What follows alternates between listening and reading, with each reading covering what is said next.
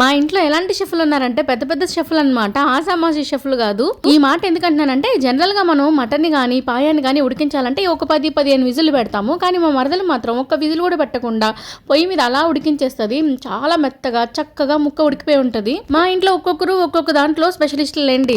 మా తమ్ముడేమో గులాబ్ జామ్ చేయడంలో, మా అమ్మేమో ఎండ్రకాయల కూర చేపల కూర చేయడంలో, ఇంకా నేనంటారా నా బిర్యానీలు బాగుంటాయని బయట టాకు.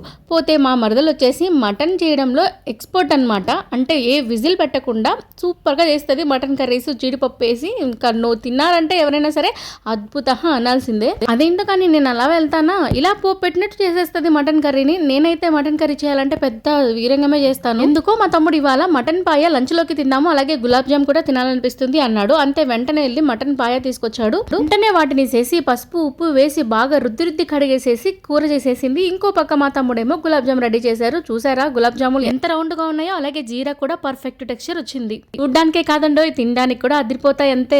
నచ్చితే మీతో రమ్మని లైక్ చేసి ఫాలో అయిపోండి.